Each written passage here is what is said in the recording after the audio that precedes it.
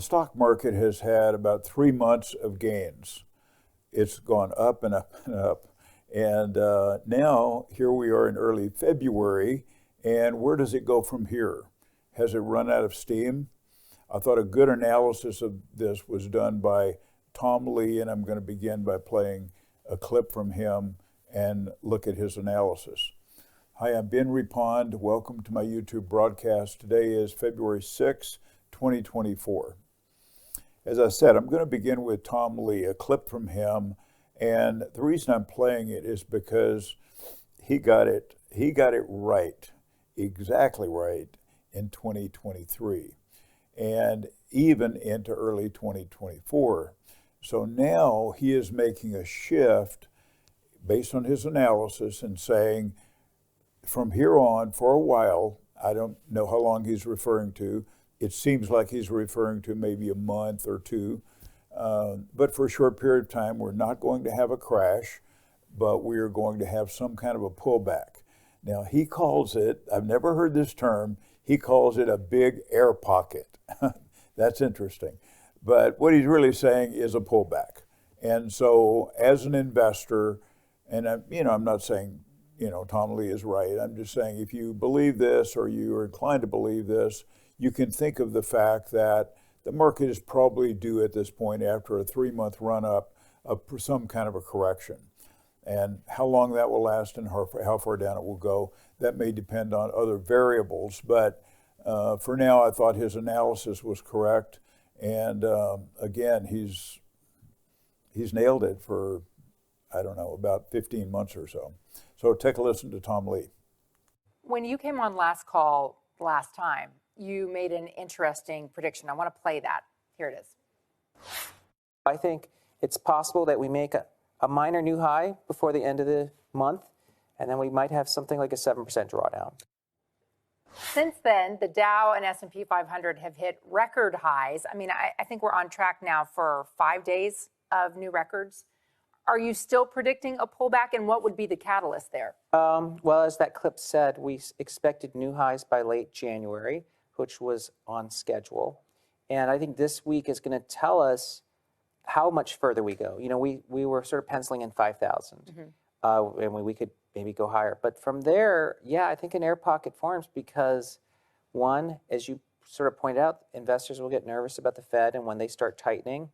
And parabolic moves, which we've had since October of 2023, usually end in a pretty big retracement. So I do think we continue to be strong, but then after that, I think there's a big air pocket. This is not highly significant, but I thought it was interesting, and it clearly caught my eye. And this is where Melissa Lee is doing an interview with 4 of the cast characters from the movie The Big Short. And she's interviewing them down in Miami and kind of reliving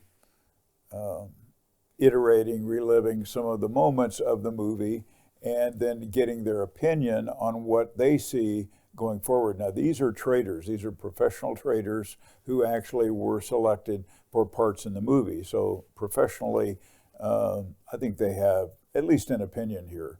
But because of, the movie The Big Short and its prominence and being a very good movie, I thought it would be worthwhile playing this. And so I picked a clip from it so you can hear what they have to say, being interviewed by Melissa Lee.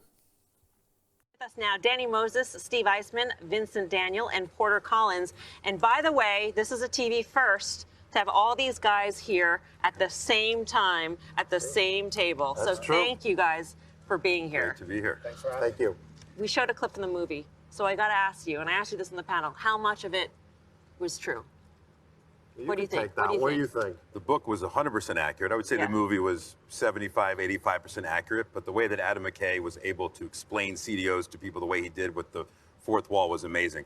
There was no alligator technically coming out of the pool, but all the other stuff I would say was pretty good. So. And the strip club scene never happened.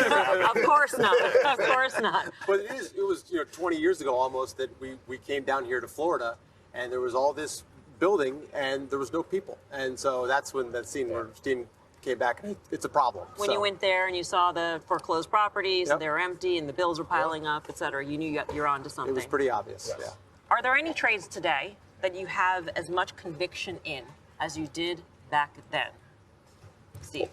I mean, the one I have that is along is infrastructure. Government's going to be spending about $1.2 trillion over the next 10 years.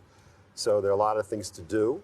I mean, I wouldn't call that as big a conviction story as the Big Short. I mean, the Big Short was taking on basically Western civilization and everybody telling us we were lunatics. This is a more relaxed investment story, but I think it's a great one.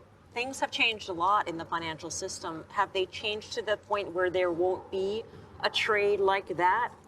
Well, right now, the Fed's on the case. Whereas Right. when we think about what happened during the Great Recession, there was a famous line by Michael Burry, is I knew more than Alan Greenspan. He wasn't lying, he did. The Fed has wisened up, and now the ability to have the price discovery, adverse price discovery like we did back then would be very, very difficult. Right. It won't be allowed. I mean, Silicon Valley lasted 24 hours.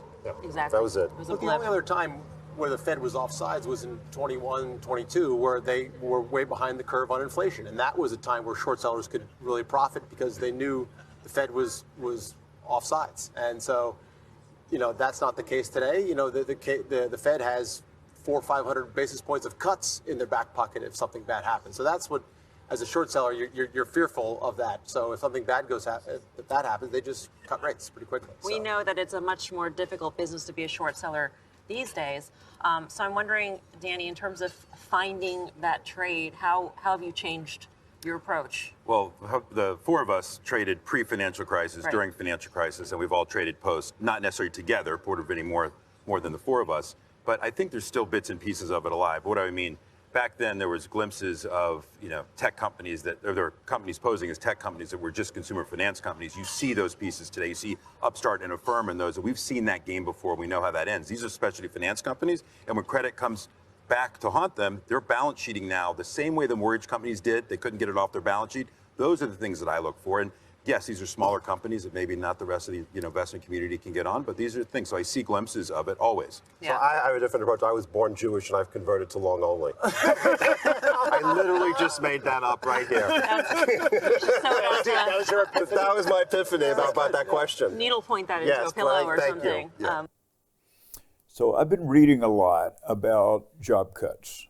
And it's interesting because these are job cuts typically by big technology companies, but we just saw this last week where, yes, Chairman Powell said, I'm not ready to cut rates yet, and that sent the market down, and then they came out with a jobs report, an exceptionally good jobs report, and that sent the market back up. So here we have, last week, a very good jobs report matched with data that shows that people are being laid off. So new jobs, layoffs. Interesting. But these tech companies are trying to hit their earnings projection, and they're doing it with cost cutting, namely labor. And there's a lot of people in the technology field. And, you know, when you look at the entire technology field, this is actually a small percentage. But, you know, when you get up to 20, 30,000 people, those are real people with, you know, families and so forth. So there's a layoff is still a layoff. But anyway, it's an interesting contradiction. But here's a piece talking about the job cuts and, you know, the impact. I could list probably 10 or 15 companies, mostly technology companies, who are going through some form of layoffs or who have actually laid off people. But I didn't do that. I just thought this piece was summarized it well. Take a listen. Hey, Dom. So this is the latest round of layoffs we are hearing about in tech today. It's two fintech companies, Block and PayPal. Let's start with Block, a source familiar with what's going on there telling me that these layoffs were announced in November. They're starting to take place across the company today. Jack Dorsey, the CEO and founder, announcing this in a note to staffers. It comes after Tidal, the music streaming service owned by Block, also recently went through some of these same job reductions. Block laid this out in this goal of capping employees at 12,000 people by the end of this year. That was shared in the Q3 earnings call. So it was forecasted by the company. The size of Block at the time was 13,000 people at the end of that quarter. So it's about 1,000 people. And then over at PayPal, we are hearing a similar story today. The Information first reporting this, but CNBC has now reviewed multiple LinkedIn posts from people who say they worked at PayPal and have gotten word and notice today that they are being let go. It comes as the company's new CEO, Alex Chriss, is on this cost-cutting mission. He talked a lot about focusing more on the core products like checkout. He laid that out last week. CEO said they need to get leaner. They need to get that cost basis in line. PayPal announced this 7% reduction almost exactly a year ago. At the time, it was 2,000 jobs. So it is the latest from both companies in fintech, but it does add to this growing list of tech job cuts everywhere from Amazon to Meta to Google and now hitting the payment sector. But stocks up slightly here. Dom, back over to you. And, of course, UPS early in the day on the transportation side as well. Kate Rooney, thank you very much for that story. A good perspective on all of this is always Mohamed El-Erian. So I'm going to play a piece from him, and this will be it for today. So he gives a view of, interest rate cuts, his view of the Fed, and he even says, and I love his honesty, he says, Chairman Powell is unpredictable. And he says sometimes even in the same speech, he says things that are unpredictable, and points out that there are lots of other issues being ignored, which I think is correct. So the market in Wall Street is mostly focused on the Fed rate cuts. Everything kind of hinges on, are the rates going up, staying the same, or going down? And of course, this last week, Chairman Powell said they're going down, they're staying the same. And I doubt that in the March meeting that there will be any cuts. So that sent the market down. So anyway, I think he gives a good perspective, looking at both the Fed, interest rates, and other factors. So take a listen to Mohamed El-Erian. Let's bring in Mohamed El-Erian, Chief Economic Advisor at Allianz and President of Queen's College at Cambridge University. Mohamed, I know you heard we were talking about there. I'd love, though, your take, bigger picture. I mean, as the Federal Reserve officials get together today, they have to be feeling pretty good in general. I mean, the economy's holding up better than they had anticipated. Inflation has come down even a bit faster than they projected. And even if we're talking about when they might start rate cuts, it's in the guise of normalization and it's not an emergency. So how are you thinking about their job this week? So you're absolutely right. They're going to welcome the reduction in inflation. They're going to take a lot of comfort from the fact that it didn't come at the cost of growth. The U.S. economy has been exceptional, and the Eurozone data today reminded us of this U.S. exceptionalism. They're also going to say that their job is not done, and they're going to maintain optionality. And most importantly, I think they are not going to validate the notion that rates are coming down in March. They're going to keep their options wide open. That's where they're going to end up. That's the committee. What's interesting is what the chair is going to do during the press conference, because we've seen in the past, the chair does sometimes diverge from the committee. So it'd be really important to listen very carefully to what the chair says. For sure, Mohamed. Although I do think that the market, I mean, to the degree to which we want to, make something out of this perceived gap between how the market is positioned about rate cuts and what the Fed has been saying. I mean, if you just stack up all the things we know about how the Fed has said it will respond, you have a 5 3/8 Fed funds rate right now. Inflation is way below that. They've talked about how that represents a restrictive policy, even if we're not really seeing it in the economy.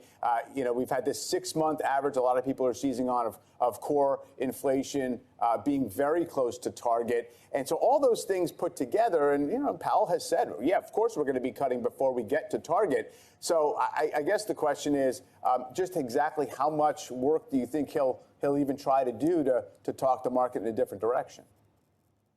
It's hard to tell. Predicting him even within the same press conference is tricky. So it's hard to tell. But you're absolutely right. They have the scope to cut rates. I don't think it's going to be as aggressive as the market thinks. Exactly where the consensus is in the survey that Steve shared with us. Why is that important? Yes, we all end up at the same destination in 2025. But remember, we've become a single issue market. Our focus on the Fed and our focus on the Fed loosening liquidity conditions has allowed us to sideline all sorts of other issues, including geopolitical risk. So where this comes in is can we continue to rely on our focus solely on the Fed to sideline all these other issues that are mounting on the sideline? Yes, we have been, for about 3 months, have been in a bull market. It seems to be gasping for breath. It seems to be sputtering right here. And as I said earlier, Tom Lee pointed out he thinks there's a correction here, literally just a correction. That's his view.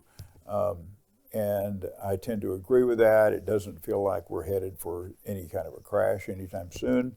But so when I saw this, I thought, okay, for 3 months at least, it's been, I guess, the day of the bull.